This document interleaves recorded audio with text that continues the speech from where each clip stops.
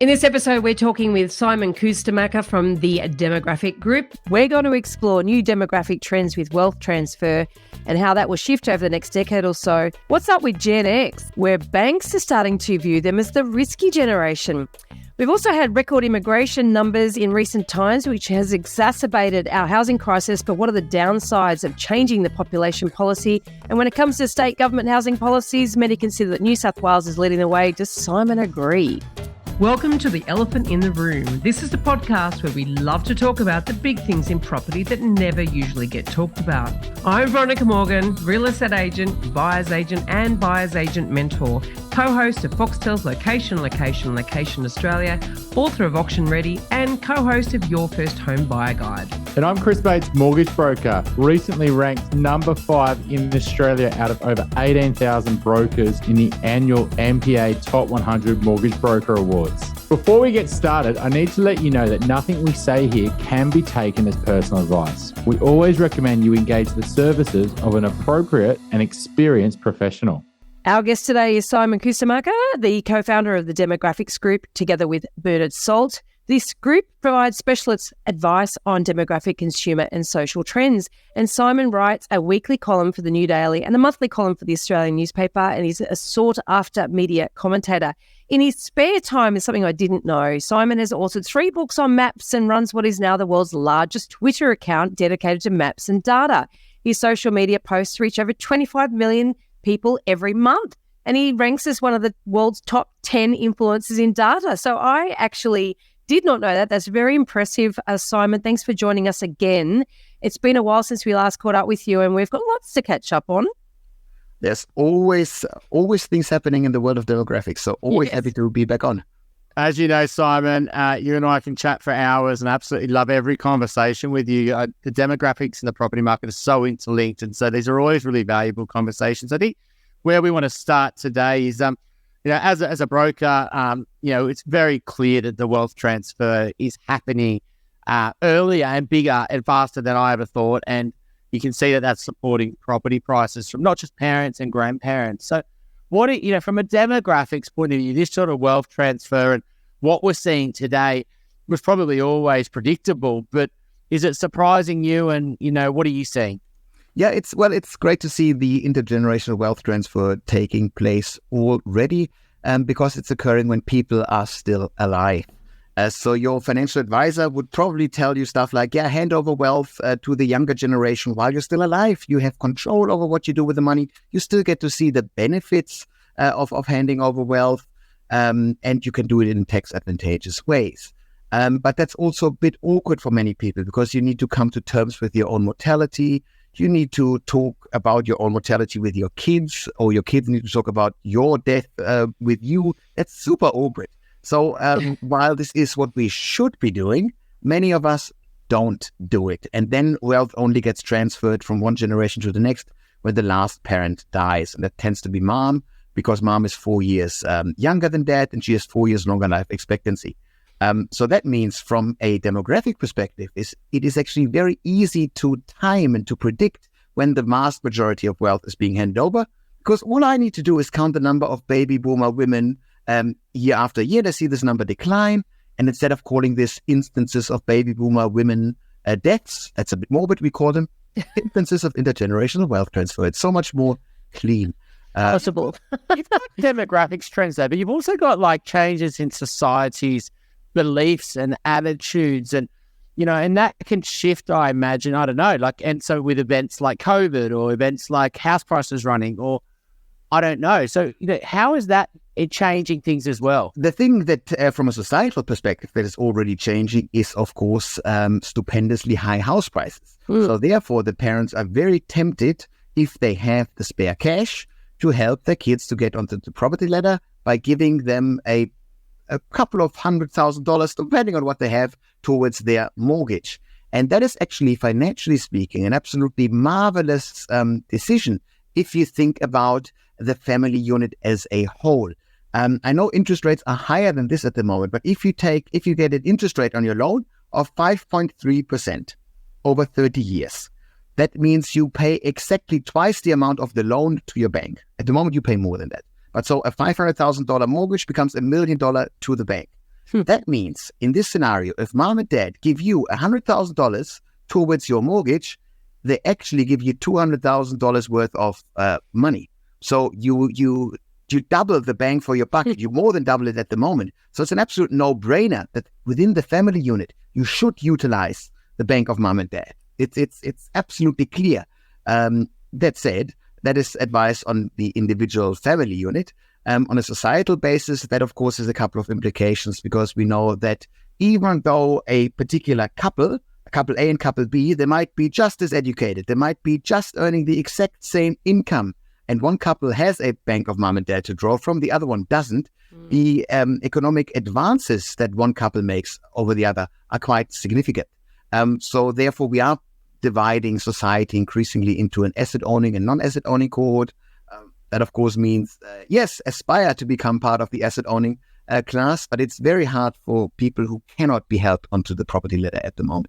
Simon, I guess in past wars or something like that, I'm just curious on this sort of, when people have gone through something, then they changed their view, right? And so do you think that the baby boomer generation, though, for example, their parents have held on to the money, right? Like they haven't passed it down stereotypically in the past till death, because like you say, those conversations are awkward, etc. But the kids have been sitting there a little bit frustrated and saying, Mum and Dad, give it to us earlier. Like, it actually can help us. You got to give it to me when I'm retired. Like, and do you think that their frustration with not getting it passed down has flipped their beliefs? And so it's kind of counter-cyclical now. 60-70% of people didn't get the money earlier, and now they're saying, well, I'm going to give it down earlier if I do get it. Like, I think there's that appetite to give it down is what has changed. I don't know. What do you think? Absolutely. So that's what would happen on an individual basis. So if you realize that, you only inherited money when mom died after many years, and then you go, well, I have money to spare now, and I do see that my kids need it. So of course you're willing to help out. You want to help out. For some people, this wealth isn't as easily accessible, because for many baby boomers, the wealth does not sit there in terms of cash. Even though as a cohort, baby boomers own the vast majority of cash savings, but many individual baby boomers, for them, the wealth sits there in the shape of a family-sized house. And so they are not then immediately encouraged to reverse mortgage it or to sell it, to downsize. But I would argue that if you were to make it more easy for people to downsize, if you were to make more downsizer-type apartments available near where those people own their family-sized homes, they would be considering to actually downsize in place, and then utilize part of the windfall from the property sale to hand over to the kids right now, because people very intuitively understand that their kids need the money now rather than later.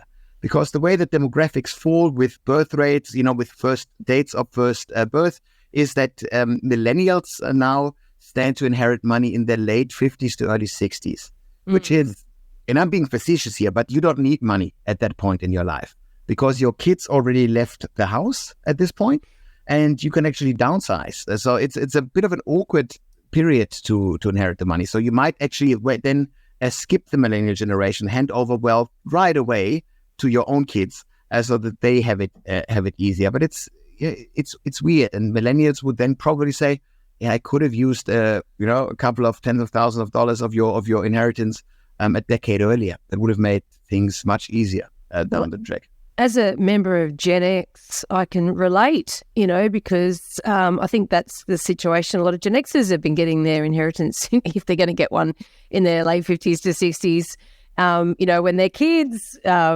possibly could use it more. The other thing too, I was reading an article recently that said that 1 in 6 baby boomers doesn't own their own home. So there's some perceptions out there about boomers that is sort of a little unfair, and they're not all property investors either, are they? Of course not all of them. So we always need to remember that when we talk about stuff like generation, the boomers, the Gen X, we talk about millions of people in one hit. So obviously, the narrative doesn't fit all of them. But as a cohort, we talk about probability clouds here. That's actually surprisingly correct. But that said, if you look at the Gen Xers now, they're the small cohort, poor forgotten Gen X, that are now in the roughest decade of their life from a housing perspective, because they still have the financially dependent kids. So they have a lot of costs associated with that. They probably, over the last 3 to 4 years, were tempted to upgrade their home in order to make sure that there's enough space so that you push the annoying, loud, stinky teenage kids to the other end of the house. And now you're starting as a Gen X to have either financially or care-dependent parents. So you're really burning the candle from 3 ends. It's a weird candle. So you have kids, 3 weeks, and your big mortgage. And so for a Gen Xer, there isn't much wiggle room for stuff to go wrong. So if one partner gets sick, overwhelmingly to income households, one partner gets sick or needs to care, only goes down to 1.5 incomes, something needs to give. There's not much wiggle room. And this is why you hinted at it at the introduction. The banks are actually much more nervous at the moment about the Gen Xer homeowners rather than the first home owners, which I thought would be the case, that you give mortgages to young folks who have actually no money. But that's not it, because they still are on an increased income. Millennials earn more money for the next little bit, whereas Gen Xers start to earn a bit less money. And things can go wrong there. I think you've hit the nail on the head about the income bit. I was just going to finish that, because it was going through my head and I was thinking about our clients, and you're absolutely right. The ones that did leverage up and then, the income hasn't come like they thought it would, they leveraged up and then they've hit this sort of ceiling, and to go to that next ceiling means a lot more risk, right? And you can't make that risk when you've got a big mortgage and you've got the kids at private school and you've got, like you say, supporting families, etc., like that. And so to make that, maybe it's a lower base, but a bigger bonus, or maybe it's starting a business, or maybe it's investing in the business. And a lot of their risk profiles isn't there to match their current situation. So they haven't got much wiggle room with their job as well. And they're sort of stuck because they can't afford to take a new job and go on probation. And so I can see that would play into a lot of the banks. And they are stuck because, to sell their home is a big call, right? And, they've got a lot of pressure on, the kids' schools, and they're integrated into the community, and there's not enough properties, and they won't walk away with that much after transaction costs, and it's a rental crisis. And so it's extremely stressful for that person, particularly when there's a lot of obligations and very little wiggle room on their income. Yeah, and you'll see what people will be doing. So people will be hopefully looking beyond the horizon, and they kind of understand that, okay, I have a lot of costs right now. The costs will minimize once the kids turn 18 and get out of high school. And then hopefully the HEC system takes care of the university costs too. And so that my child-related costs go down. Maybe if things get really tight, I'll jump on an interest-only a mortgage repayment scheme for a couple of years. These are the things that we'll be seeing, and the banks will become much more flexible in making those arrangements. They of course like it, because then your mortgage lasts longer. So it's great for the banks. It's not good for you as an individual, because you don't accrue as much wealth and you burn more money through the mortgage. But that's what families will be doing, because we're now tackling housing affordability on a structural basis, but not in a way that we can say we drive down house prices. So we're slowing down house price growth. That is the best you can hope for from a housing affordability perspective. So I don't see, it is a reasonably safe bet to sell your house even, because there's stamp duty involved. So changing houses is actually quite expensive. You have moving costs associated. So you can't make that much more money with it moving to a smaller property, especially since those smaller properties are also not available. So it's not that easy to downsize. It's not that easy to upgrade. So people feel a bit stuck, and people will just trying to do. It also feels a bit like Australian. This Australian stubbornness, depending on what kind of thing hits you, you go straight through it. Yes, yet another fire burned down the town. We'll rebuild. We'll go at it again. I think that is a bit of resilience in there that can also turn into hard-headedness. Peak-headedness. There's a couple of things there too. I mean, the thing is, and I've been talking to a number of my cohort who we sort of went, and I probably fall in this category too, of being a mortgage prisoner. And so this is effectively, I've got lots of asset, I've got lots of equity, but I've also got more borrowing than I could probably re-borrow, given the current rates, et cetera, right? And so I'm like, I haven't actually gone through this exercise, but I suspect if I did, that I wouldn't be able to easily refinance. And I know a lot of others that are in a very similar situation, and they've got good assets, good homes. I've got a number of properties, and if I don't want to sell any of them down, then I've got no freedom to change my borrowing structure. Unless you find somebody really good like Chris who can help you out with it. No, even then, I'm, you can't wait miracles. No, but right. You are right. You are right. There's a certain point where you get stuck in the system, and either something needs to give, you sell an asset, and then all of a sudden there's wiggle room again, or you just kind of find a way to push through. Follow the RBA announcements for lower interest rates, but this is the most dangerous part of this podcast, where the demographer talks about economics. Demographic. Don't worry, plenty of economists want to talk about demographics, so don't worry. That's right. That's fair. So demographically speaking, interest rates will struggle to go down because the RBA is fighting an uphill battle against demographics. What I mean by this is the RBA wants us to spend less money, you and I and the business community, because that is deflationary. And so you go, cool, that makes sense. You drive up interest rates, then you don't spend as much. The problem, though, is that demographically speaking, for the next decade, we have the biggest generation that ever lived in Australia, the millennial generation, moving through the highest spending phase of the life cycle, the mid-40s. In the mid-40s, you already had all the kids that you ever will have, and you are spending on them. You have a lot of money because you had a couple of promotions, but your kids consume a lot of wheat bix, cricket bats, and school uniform. You have this big fat mortgage at 43, 44, 45, every penny that you earn straight out the door back into the economy. And so that is baked into the system. Millennials will not stop spending. At the other end of the spectrum, you have this big baby boomer cohort moving into retirement. Traditionally, this would have been good news because then you turn into a poor penny pinching pensioner and you stop spending money. Baby boomers won't. They're all asset rich, meaning through the high house prices, they feel rich. This is where we talk about this wealth effect taking place. You spend more money, and they own the vast majority of the Australian cash savings, meaning they actually get richer in the process. So why would baby boomers stop spending money? It makes no sense. So therefore, you need to keep the interest rates relatively elevated. I'm not saying there won't be any rate cuts or anything, but the interest rates needs to be structurally speaking more elevated to stop us spending money. And who will suffer the most? Let's call it the bottom quarter of society, something like this. So we're further increasing the economic divide. If you do this under a Labour government in particular, you will see more generous social nets. That is, again, inflationary. So you prolong the high interest rate scenario.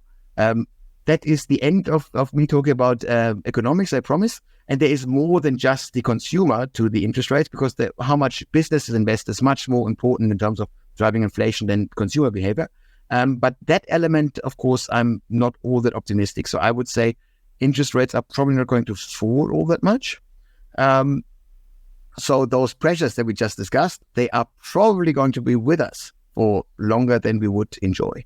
Right, but do you think that then leads, so if we are in this environment, though, where there is a spending more than our resources and things like that, and that'll then lead to wage increases? Or do you think that, and also the attack on, overseas migration, right? The changes to our universities, etc. So how do you think that then plays into that? Because ultimately, then if we see an undersupply of labour, right, skill shortages, you also see cost of living pressures, and we're having to spend more for what we buy because inflation's high and interest rates are high, then you're going to ask for more wage increases. And so how do you see all that playing out? Well, so if we talk about the wage increases, that is going to be pretty much baked into the system, because what is happening over the next decade is that we have this big cohort of baby boomers leaving the world of work.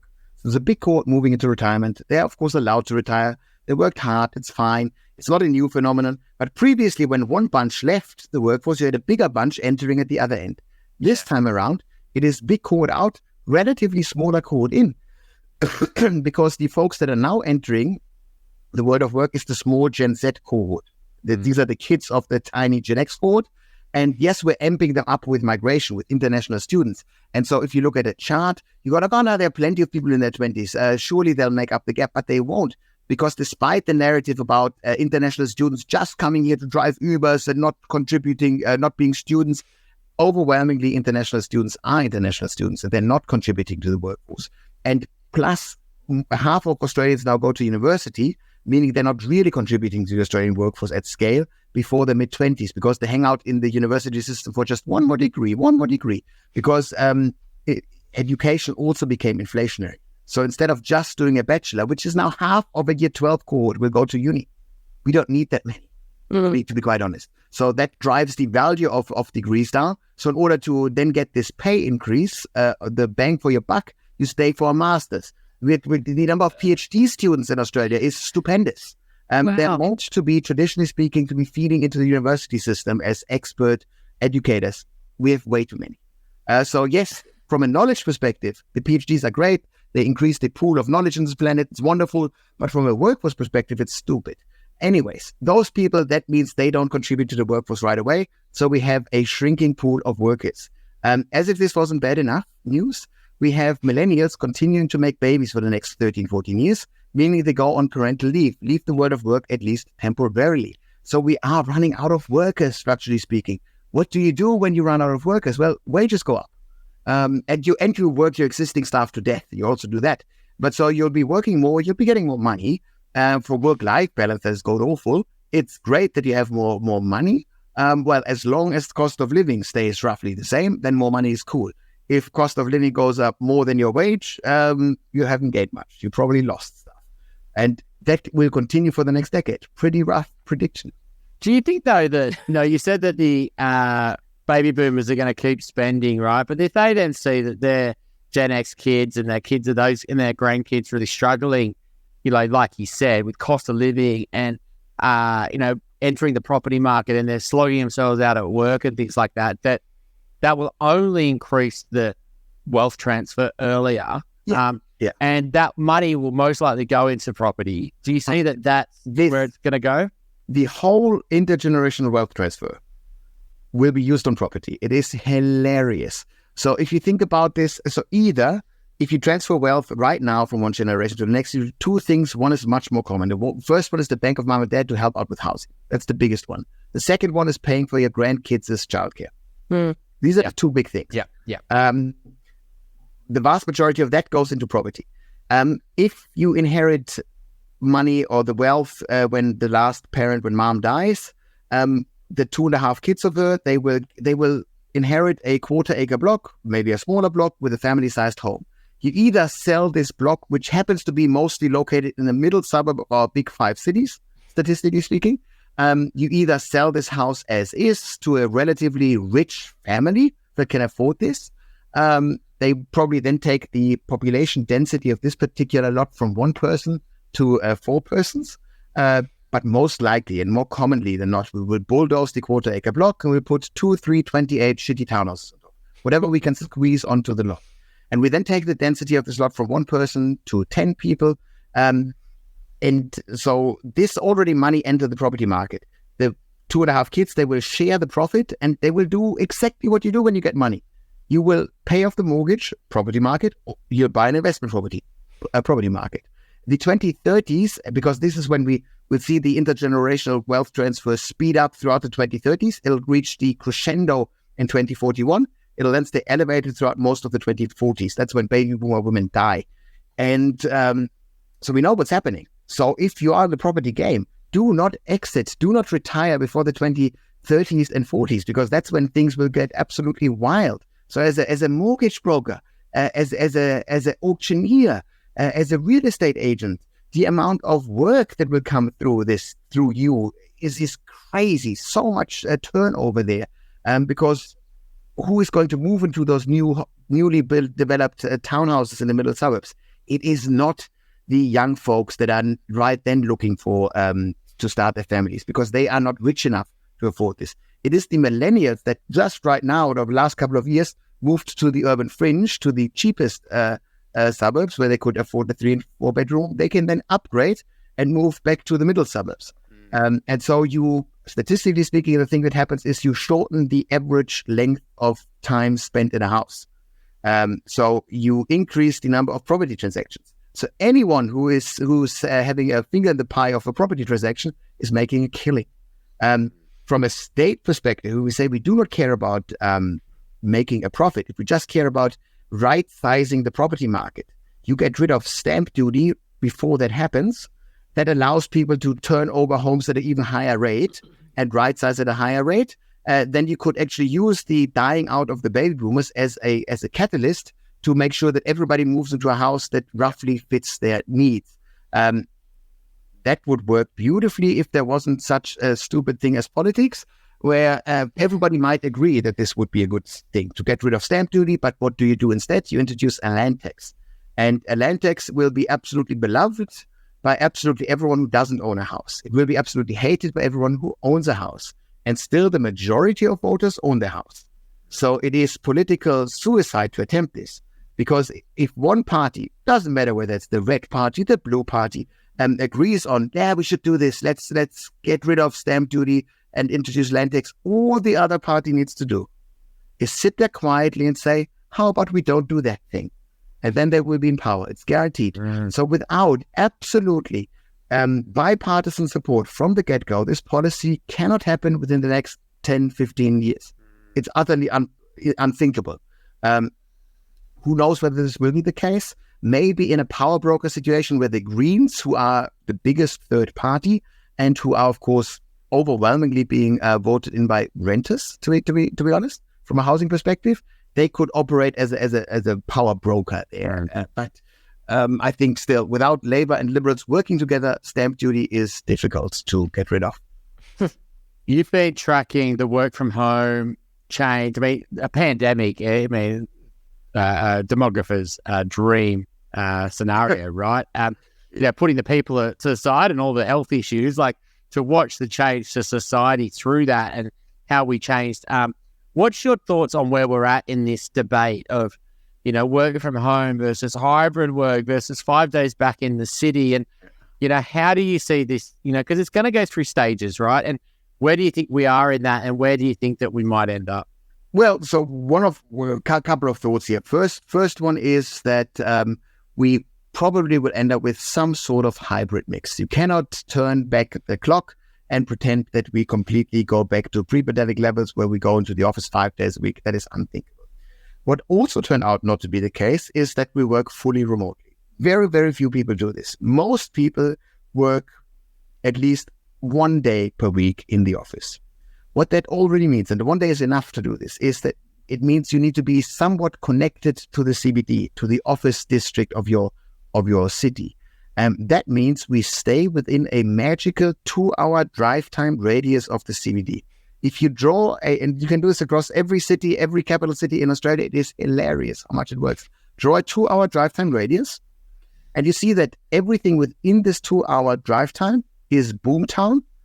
Outside of this, it is crickets. So from a property perspective, draw this 2-hour drive time radius, you'll get the benefits of the commuters. If you happen to be in a city that is located outside of the 2-hour drive time radius, if you're a lifestyle town, you're fine. Yeah, then people move there for lifestyle. You could be a retirement town. People still find you an attractive enough destination. That's fine. But most of those towns are actually regional towns that then, in order to grow their population base, they need to have 3 things. That is jobs, housing, and schooling. If they have those 3, they can continue to grow its population base. But many don't. And so they all of a sudden struggle. We saw all those regional towns boom during the pandemic. Health fears and concerns drove people there. Now we are undoing these changes. So those regional towns are very, very much in the need for job stimulus. And quite often when you get those jobs and you have regional employers who say, cool, no worries, we get you the jobs. These tend to be agricultural or manufacturing jobs where you need relatively low income workers and they have no housing. So why would a low income earner relocate to a place where they can't afford housing? They won't. So in a regional area, you definitely need to provide housing as well. And so sometimes those towns are stuck. Every now and then I've been to towns where you have jobs available. The local business elite swears that they could hire more people. The council does their bit of actually making land available. And then they all of a sudden say, yeah, but these areas, They need to be linked into sewage, into electricity, and the state doesn't build it. And so they're just stuck. They sit there. And you don't want to invest in a town like this before you know that there's investment from infrastructure perspective coming. I'm on a personal mission to help more people make better property decisions. And you can find out all about what I'm working on at veronicamorgan.com.au. And there you'll find resources for first home buyers, details about my buyer's agent mentoring program, access to suburb help for investors, or if you're looking to buy your dream home or an investment property in Sydney's inner west, eastern suburbs or lower North Shore, you can connect with my team at Good Deeds Property Buyers. If you're thinking about buying your first home, upgrading to a new one, or purchasing an investment property anywhere in Australia, we would love to carefully guide you through this journey and importantly get the finance right. Please reach out via our website, wealthful.com.au. So, Simon, there's a bit of a swinging ball, right? Like, so I think at the moment, from what we're seeing, is that fear around a recession, fear around higher interest rates, fear about losing your job, fear about asking for a wage increase, right? Like, fear about not getting promoted. Workers' productivity's dropped, right? So they're like, get back in the office. They've got their commercial space. They want to, and so there's that. The employee is a little bit nervous, so they're going back to the office probably more than they want because they don't want to be seen like they're not going. And then the employer also wants that. And so there's really this suction back to the city right now. But what you're saying earlier in this conversation basically says that worker doesn't need to worry long-term because ultimately they're going to be becoming highly, particularly if they're educated and they're a knowledge worker, there's going to be an undersupply of those. Exactly. And so they can actually go, well, right now, because of the economy and where we're at, I have to go back to work. But if I bet 5 years down the line, as soon as those things go, they're going to want me and they're going to need to be give me flexibility. Is that your take? Very, very much so. So right. You'll time this. And structurally speaking, one of my main truisms about the future of Australia is that we are running out of workers. Because this ever-growing aging population, while they do not contribute to the workforce, they create jobs. Aged care, for example. We all heard stuff a million times like, oh, Australia's aging. But we're not even nearly aware of how many jobs we're creating by this, how much demand. We're doubling the 85 plus population in the next 14 years. Wow. 85 from 580,000 people to 1.2 million people. That's happening guaranteed because we're not importing old people. They're already here. And half of the 85 plus cohort need care on a daily basis. This could be delivered by a professional carer or by a family. But so, it might not be exactly this because you could even say, the new retirees, the new elderly of tomorrow, they're healthier than previous cohort. Cool. So we might not completely need to double the amount of aged care workers, but we'll easily need to increase it by 80% or something like this. So we circle back around to immigration then, don't we? Exactly. And that is now back to immigration, which is why after the budget a couple of weeks ago, there was a lot of strong talk by a Liberal opposition leader and by a Queensland state Labour premier about needing to cut back migration. And this is always done under the umbrella of housing affordability. Migrants are just humans like everyone else. And there's no racist narrative here. But these humans need to be housed. So we minimize the migrant intake.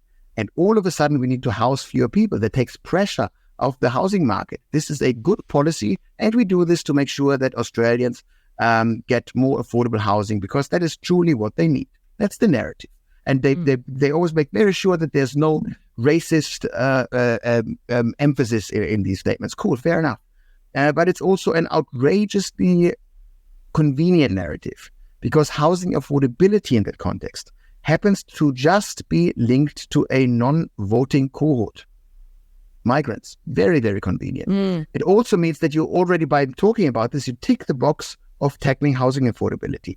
You do then not need to mention that you as a government are very complicit into high house prices. Queensland, stamp duty, that drives up house prices, period. No discussion about it. Queensland operates first home buyer grants. There is not a single economist in this country, on this planet, who would claim that first home buyer grants make housing more affordable. They drive up house prices because it is, you give a couple of people, let's call it 10, 20,000 people, you give them $20,000 additional dollars, and you then hope that the market doesn't notice and doesn't price this in. That is stupid. The only dumber policy than wasting public money on this is what the Liberals said in wasting your own money, your own $50,000 worth of superannuation on it. this would also be factored in, and you're eating into your own nest egg in retirement. So these are criminal policies if you want to make housing more affordable. So we shouldn't do this. And then, of course, you have franking credits that could be discussed. But these are all topics that are very, very iffy. And ask Bill Shorten, he talked about this when he lost the unlosable. Yeah. So politically speaking, you don't do this. And so housing affordability is never really honestly talked about, because housing affordability is the result of two factors. One is your income, the other one is the price of the house. And so either if you want to make housing more affordable, you need to say, hey, I give you all more money, or I make this house worth less money. That's the two things that you have to deal with. And since the majority of Australians still own their house, which politician would be bold enough to say, I understand it's tough for you to see your biggest asset lose wealth, but this is what we need to do in order to have a successful future Australia operating. It's for the greater good, and we all are willing to take that bullet collectively. So tell me that politician. But even if we did that, even if, which is never going to happen, but even if everyone says, oh yeah, you're right, my kids can't get in the market, so let's just do the Etch-a-Sketch and basically wipe the slate clean and let's start again. Let's just get it down to a manageable level. Let's just do this one-off massive hit, guys. It's just a lot of pain. Just rip the Band-Aid off. It's going to then, the market will then start to perform in however way it's going to perform, and we'll end up back where we started, right? Exactly. You can play this thought experiment any day of the week. Let's just say house prices in your capital cities fall by $250,000 tomorrow. That's cool. So first of all, you go like, great, I'll go out and buy a house. It's so much cheaper. But then all other people go like, yeah, it's also so cheap, I'll buy it too. It drives up. Yeah, exactly. And at some point, this goes up again. And so you say, well, yeah, so we do need to increase the housing demand like crazy. And this is when I talk to people, Max Schiffman, for example, from ex-UDIA, managing Interpac property. I learned a lot about how much it costs to build different housing. So the cheapest way of building a 3-bedroom is to bulldoze land on the outskirts of town. That's the cheapest way. It's actually more expensive to build this 3-bedroom as an apartment or as a high-rise. Because high labor costs, high material costs. Yep.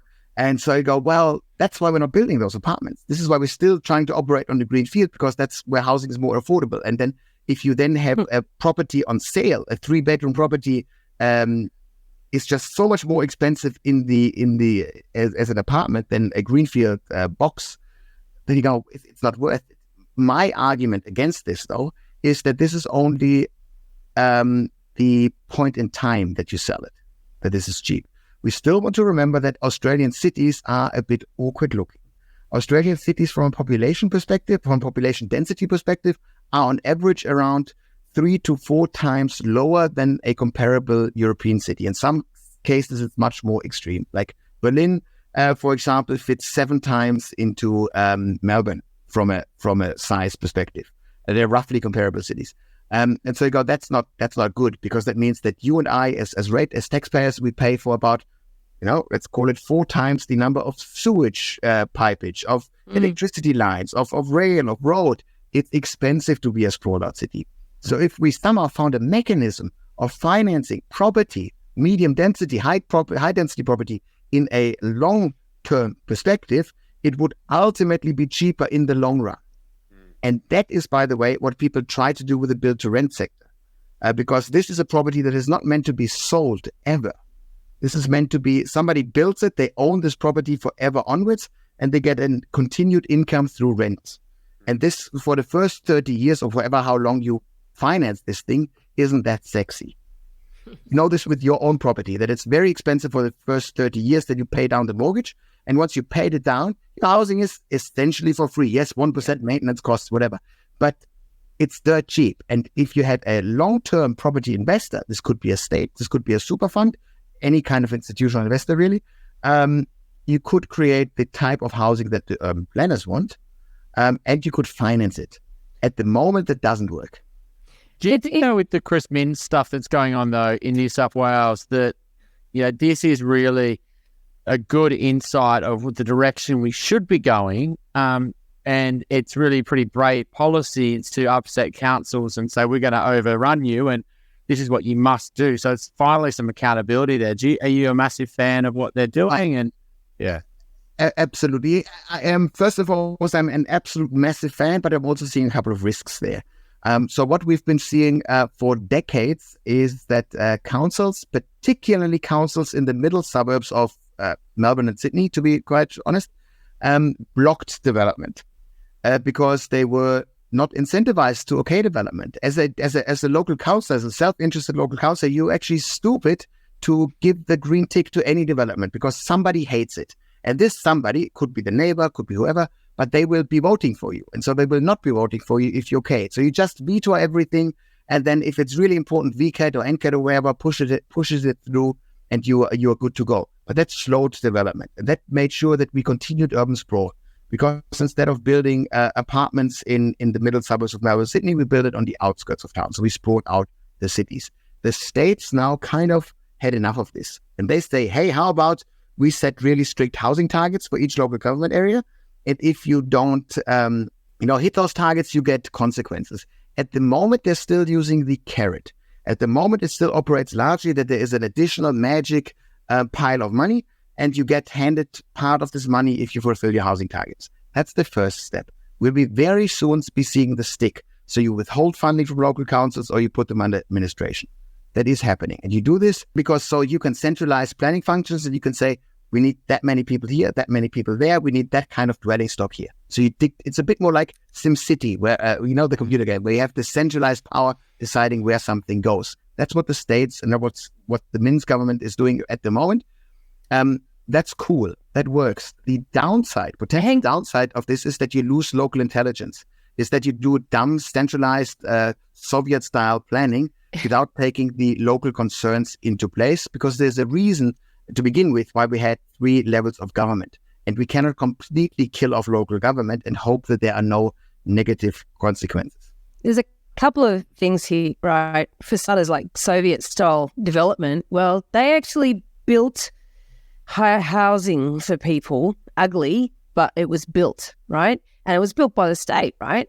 And so that's what it seems to be. Our states are still trying to avoid building housing themselves across the board, right? Like Chris Minns recently came out saying, right, well, I've rezoned all these areas. Where are all the new dwellings? Oh, they're not being built. I tell you what, we'll help because we'll buy them off the plan. So the government will buy them off the plan to help give developers confidence to go forward and lenders and all the rest of it to go forward to get these things commenced. And it's like, so the reality is zoning these areas doesn't actually naturally translate into commencements for all the reasons that the government themselves are not the developers, right? And so even with the state, government starting to use a stick against local government, how's the local government going to make a developer develop their site? They're going to start handing out another stick to the developer to say, you must develop your site, right?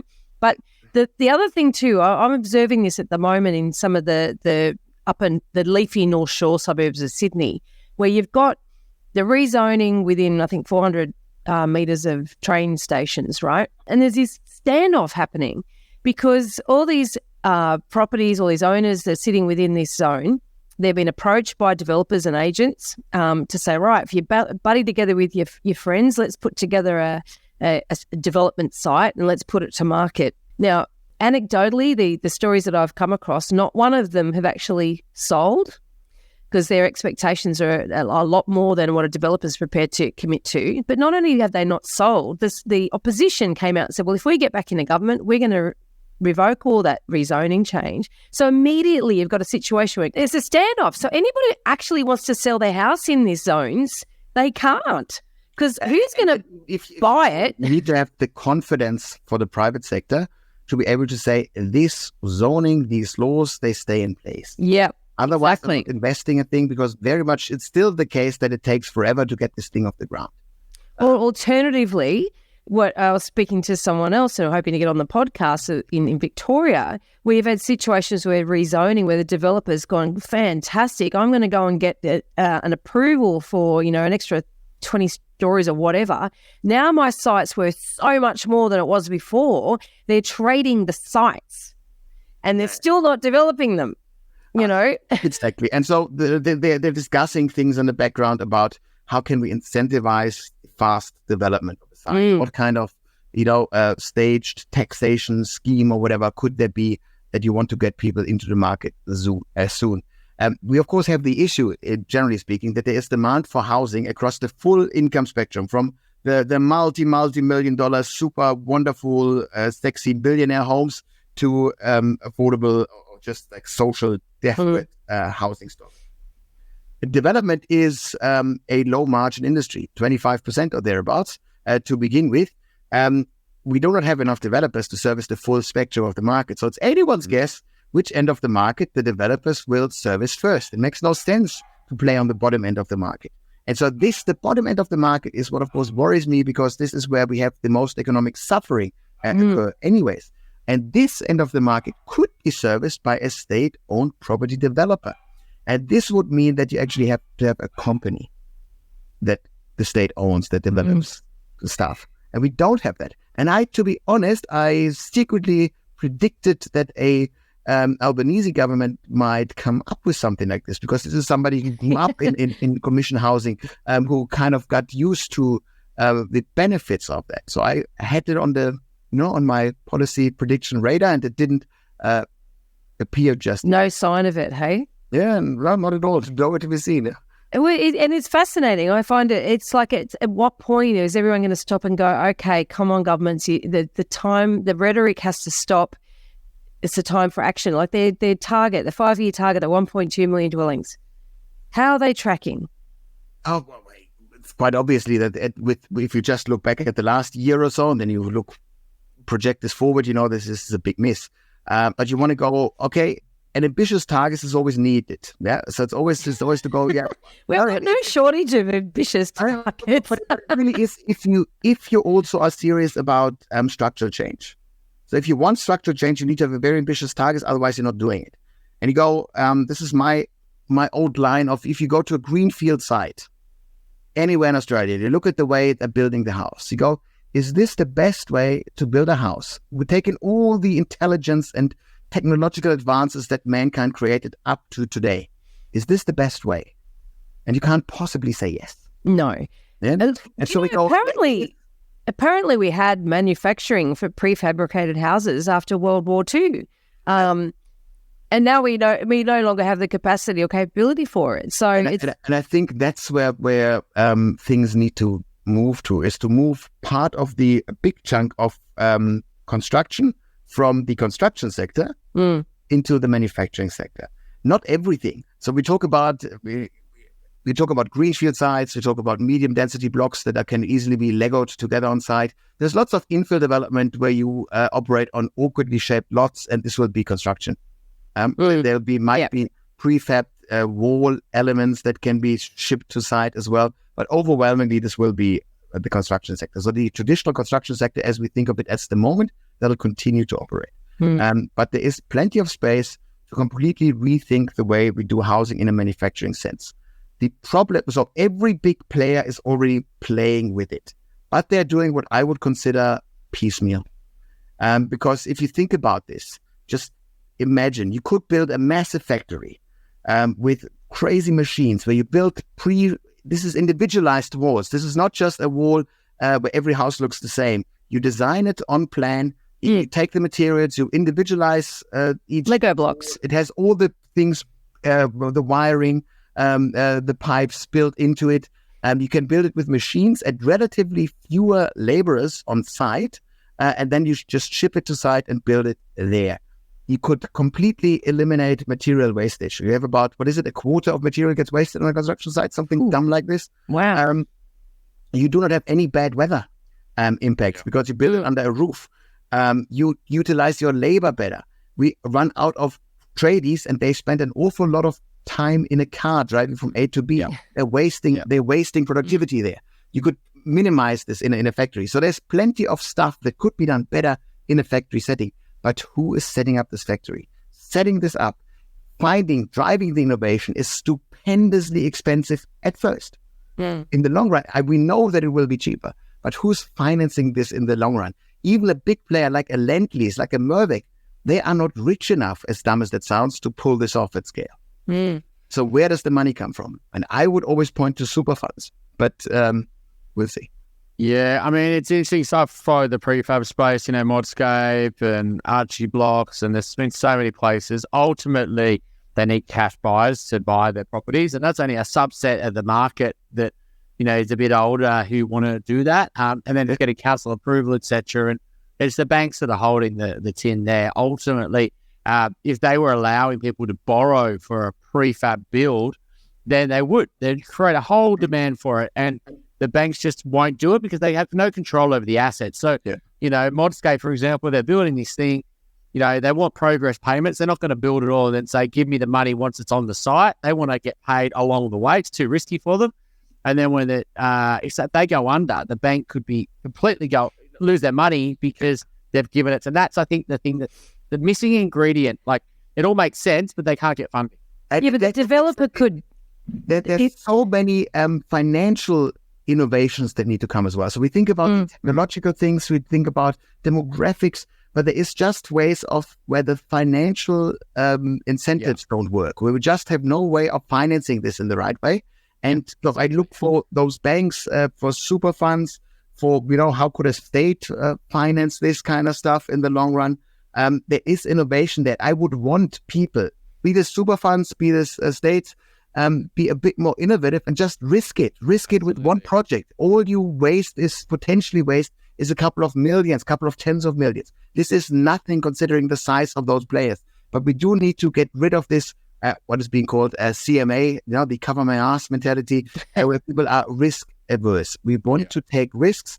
Otherwise, we're not getting rid of this wicked problem. It is a complex problem, and we do need bolder, more innovative players in the field. I think we need longer than a 4-year election cycle then, if that's the case, because there's not a lot of boldness in innovation coming from our leaders, because what's the point? Like we talked about earlier with the tax settings that we have that we're stuck with because they're politically unpalatable, and so there's no real reform. It's just we try to band-aid everything without changing anything. Or even just a couple of industry bodies or whatever that get together and really lobby hard for bipartisan support for a thing.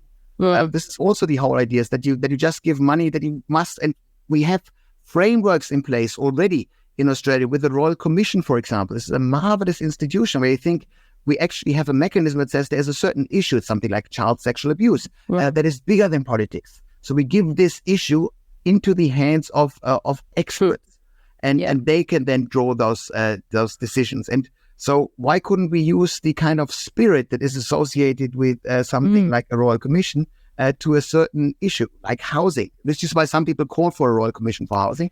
And well, every commission, commissions are regularly called, but they're not royal commissions. Maybe that's the difference. The last affordability, the Felinski report, same shit, different shovel. Been there, done that, heard it all before, nothing changes. Yep.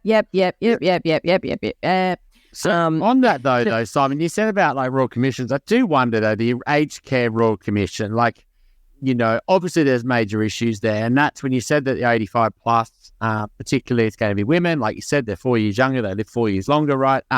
And that they're, in this cohort, and that cohort's going to double, right? But that cohort don't want to go into aged care, right? They don't want to they want to stay in their homes. They don't want to have that change at those lifestyles. So how is that big failing, also contributing to our property market troubles? Yeah, beautiful. Yeah, so there is this whole idea of, yes, we do need to build more stock, but also what can we do to optimize the existing stock? And we know that, we talk about downsizing a lot, but ultimately people want to be carried out of their family home. It's the ultimate Australian dream. Which is one way of downsizing into the box. But more than anything, we are going to die in our home. That's the thing. And so we're not going to downsize. So what can we do to encourage downsizing? I can guarantee you that now with the oldest baby boomer is 78 years of age at the moment, 79, whatever it is. And that means they are soon going to hit the care age. They do not want to move into a retirement home, not at all. They will want to live independently. So we do know that there's a lot of innovation coming in terms of home aged care delivery, ambulance care services, absolutely guaranteed. But that doesn't help the improvement of the housing stock. One thing that we know, though, now that we have incredibly beautiful mental health data, We know that one thing that makes you absolutely depressed in old age is your partner dying. That's hardly a surprise. You spend decades with them. Your mental health declines when the partner dies. But your mental health goes absolutely down the drain if you find yourself as a widower in a car-dependent suburb, in a non-walkable neighborhood. Wow. Because you increasingly stay isolated, socially isolated. You don't drive anymore that often. Your friends are the same. They either die or they don't visit you. Your kids are very busy. They don't come. And so life just gets worse. So what I always encourage people in their 70s, couples in their 70s, is move into a car-dependent neighborhood and a walkable neighborhood in your 70s. This could be a retirement village if this is in your playbook. But make sure you're in a walkable community. Establish a new set of friends, a new social network in this neighborhood in your 70s, because the partner that outlives the other one, they will definitely thank them. So staying in your family house might sound like the great place, like the ideal thing for you, but it might just be a lack of imagination, because the data so far tells us that it is actually not the best choice. And that's Australians. That's actually fascinating. And I know I'll talk to a lot of people about this, and they tend to leave it too late. But there's also, like you referred to it earlier, there's often not the suitable properties for them to downsize to in the same location. And literally, I was on Martin North's show the other night, and he brought up a scenario. It was a woman recently widowed in a 4-bedroom family home in the burbs, and she's looked around and can't find anything to downsize to because she didn't want to go to an apartment. Now, once she ended up actually buying an apartment because he got her to challenge that assumptions around apartments. But it was just interesting that her perception was that there was nothing to downsize to, because there's no gap. You've got big family homes, some big blocks, and then you've got apartments, Exactly. And we're now slowly trying to fix this. But you then, if you want to explain why Australian cities look the way they do, and why we now have this lack of housing mix, you go back to when baby boomers got car keys, in the early 50s and 60s. By then, Australian cities were roughly comparable in size and makeup to European cities, because you were commuting via tram and bicycle, and you walked, because cars were the mass phenomenon before the 50s. And then the family, they made babies in the early 20s. They moved from the inner city to the newly opening up suburbia. So you buy a 1/4-acre block. You drive up the road until you can afford this 1/4-acre block. You put on your brick veneer. If you're Greek, you put up a couple of columns. Life is well. The next family did the exact same thing, but they drove 10 meters further. The next family, another 10 meters further. And this is essentially how we built out our Australian cities for the next 60 years. So we have this crazy urban sprawl. We have New York City in the center of town, big fat skyscrapers, and then we move into suburbia. And we don't have what we call Euro blocks, those 4-story blocks with a courtyard in the middle. Yeah. With lots of family-sized apartments in it in Europe, historically speaking, and we can't fit them in now. Because in order to build one of those Euro blocks, you need 10 consecutive 1/4-acre blocks.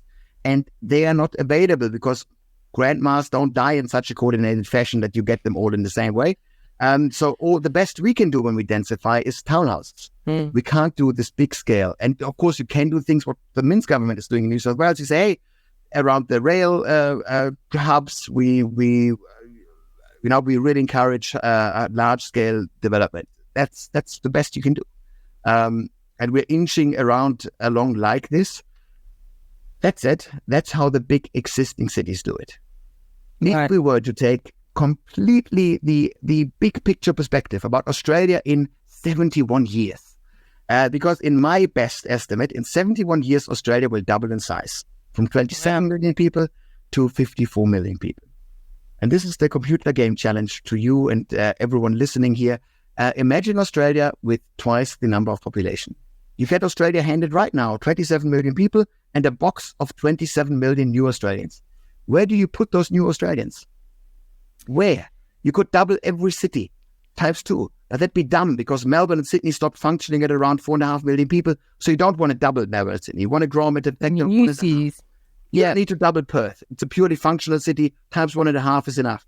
So that means, though, that smaller cities, like an Adelaide, times 2.5 easily. That means a Newcastle, a Wollongong, a Townsville, times 3. So what would a town like this, and this is very confronting to quite a few people listening to this, what would a Townsville has the tablelands, but like a city like a Wollongong in Newcastle where you have more wiggle room, what would this city look like at times 3 the population? Well, first and foremost, the outskirts of town right now are the middle suburbs of tomorrow. So this is where we could build the missing middle right now. It would look a bit awkward right now to build density on the outskirts of town, but it will catch up with it in the long run. So that's the super long-term perspective that we're not taking into account. And if we were to take this into account, we could even build smart infrastructure. This fast rail corridor that is always being discussed along the eastern seaboard, right now that's financial suicide. It's a down thing today. But at double the population, it is an absolute must. So it's just a matter of timing when we build it. So, Simon, this is fascinating. I reckon we should get you back sort of to plan out what the future looks like. Look, this has been a really great chat, and I hate to have to wind it up, but we have to wind it up because time is up. And we'll have to get you back a lot sooner than we took to get you back this time, because it's always fascinating speaking to you and thinking through, really the challenges that we have, but being a bit more creative about it, wish more people listen to you perhaps. So thank you. Really appreciate your time, Simon. Oh, it's been an absolute pleasure, and always happy to jump back onto a call. Thanks, Simon. Talk soon, mate. Cheers. All the best. If you have a question that you'd like us to answer in an upcoming Q&A episode, you can send us a voicemail or written question via the website, theelephantintheroom.com.au, or you can email us directly at questions@theelephantintheroom.com.au. If you like what you're hearing, please share this episode with others you feel would benefit. And while you're at it, why not leave us an iTunes review? 5 stars would be great. I know that sounds a bit cringy, but we have it on good authority that every review helps make it easier for other people to find out about us and hear what our amazing guests have to say.